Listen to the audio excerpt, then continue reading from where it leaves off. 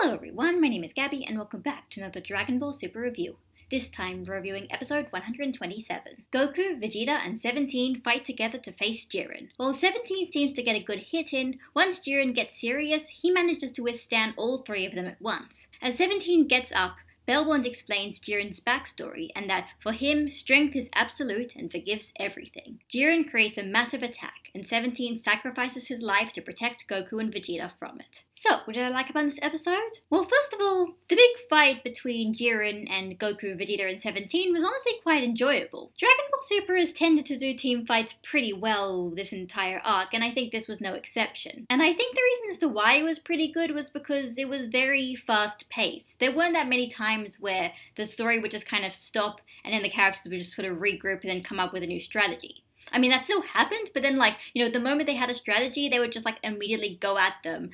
All three of them, everybody sort of, using their own attacks and kind of doing their own things at once to try and catch Jiren off guard. And it was a fun kind of combination of people who sort of bounced off each other. You have Goku with his kind of on-the-cuff sort of martial arts style. You've got 17 with his pragmatism, and you've got Vegeta with his style of getting really angry and charging at the opponent. I think one of the most fun parts of these sort of team battles is seeing how these characters would fight together, and I think this episode managed to do it in a way that was believable enough for me. And it was pretty entertaining. Also, 17's elimination I think was really well handled. It wasn't necessarily some kind of big power-up moment that made him the strongest character in the show or whatever, but I feel like the way he got out was really appropriate and also felt like it meant something without it necessarily being a particular powerful big attack or something. In that, at the end of the day, 17 actually sacrifices his life to get rid of this one attack that Goku and Vegeta were basically incapacitated for and wouldn't have been able to survive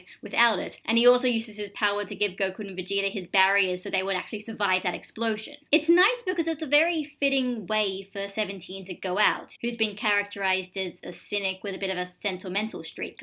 This is the sentimental streak, him deciding he's going to literally kill himself for the sake of other people and kind of acting sort of cool and dramatic about it. And it also feels like it is kind of accomplishing something. The fact is, Jiren manages to beat down all of them. 17 got up first, but if it wasn't for 17, Goku and Vegeta would have probably been defeated by that last attack. And not just that, but the reason as to why he protects Goku and Vegeta is to give them just maybe even a little bit more time so they can recover just a little bit more, because obviously they have a much greater chance of defeating Jiren than he does. It literally is one of those kind of the weaker character sort of holds the line for the stronger characters to get better, and I'm actually kind of surprised that the Tournament of Power didn't really attempt this that often, especially for characters in Universe 7, but I think it's very appropriate in this situation, and I think it's a very good send-off for 17's character.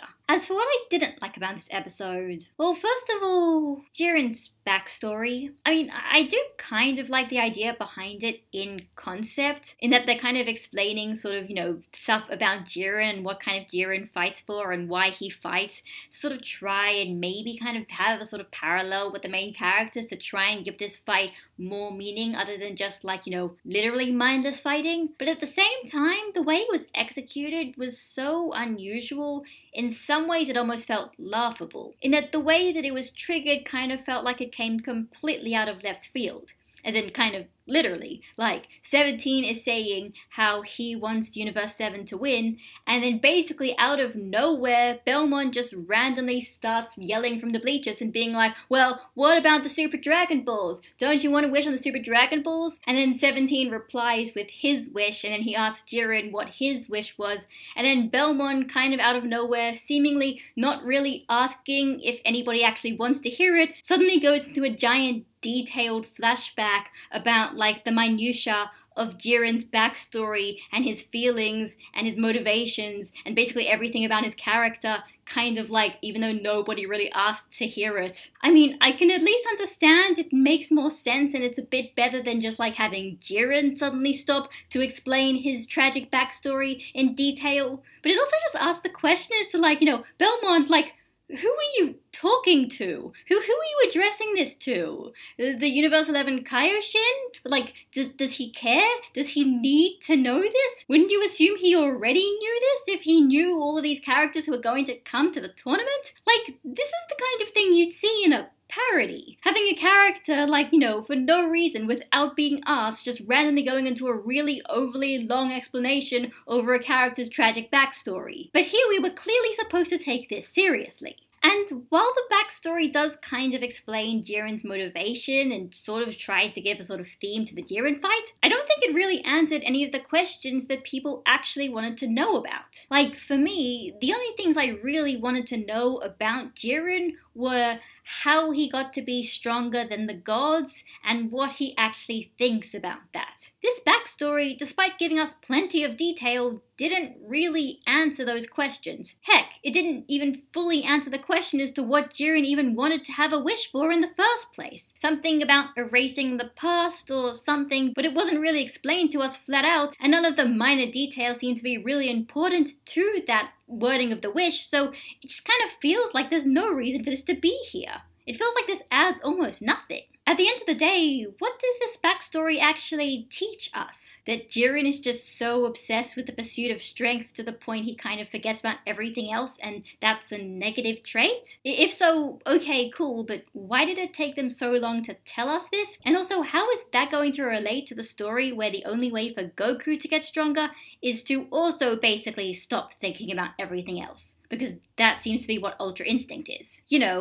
Thematics. I'm like the only person who cares about this stuff. Also, speaking of stuff that seemed to come out of nowhere and also seemed out of place, Frieza just kind of randomly shows up in the middle of this episode to just suddenly prove that he's still here in the tournament, to suddenly just go and attack Jiren and then get defeated within the space of about 20 seconds. What was that? Why was that there? What did that accomplish? To buy time for 17 to get up, I guess, but there were plenty of ways you could have done that, and the fact that it basically has Frieza end up exactly where he started once again makes me feel like we're going in circles again. So as for next episode, well, Vegeta is going to fight Jiren, and well, just judging by even just the title of the episode and some stuff that we know from synopses of future episodes, I don't think he's going to last past this episode. But of course, he's not necessarily going to give up that easily, and of course, he's also going to think of his family. If you guys saw my opinion on last week's episode, you may have figured out I'm not necessarily excited for seeing another episode dedicated to Vegeta character moments that have kind of been done and arguably maybe even better in previous episodes, but I guess we'll see. Just because we're going to get another episode of Vegeta fighting Jiren doesn't necessarily mean that it's going to be exactly the same. Hopefully they'll do something unique with it, and maybe it'll tie into some other stuff, maybe Vegeta might get eliminated early on and then the rest of the episode's going to be about something else, who knows. So that was Dragon Ball Super episode 127. Despite some kind of odd inclusions within the middle of the episode, I think I honestly did enjoy it overall. The first part of the fight with Jiren, well, not really feeling like it progressed that much, still felt fast-paced enough for me to believe that a lot of things were actually happening and this was a legitimate fight. While the second half with 17 sacrificing himself is one of those examples where a character's gotten eliminated and I think basically everybody is satisfied with the way he got out. I mean, come on guys, he's not gonna stay dead. We've got Namekian and Dragon Balls. It's fine. He'll be fine. The only times these episodes have started to get on my nerves are when they seem like they're starting to just repeat themselves, and I don't think this episode really repeated itself. I mean, sure, 17 has had moments before, but this feels like an actual, climactic final moment where nothing can really possibly top it, and they can't really try it again. So we know some things that are going to be happening in future episodes, but not everything yet, and that's kind of good because we haven't gotten the complete end of the tournament spoiled for us. But from what we do know, it seems like things might actually be surprisingly conventional from this point onwards. And I don't think that's necessarily a bad thing. I just hope it means something. The stuff with Jiren's backstory, I hope that actually ties into the next few episodes. I hope they're kind of trying to do something with this fight, something other than just a way to hype up Ultra Instinct showing up and then Goku wins or whatever. I hope something happens. I hope it means something. I hope they try to sort of bring things together now because we're getting really close to the end. So this is Gabby signing out, and I'll see you all next week. Bye guys!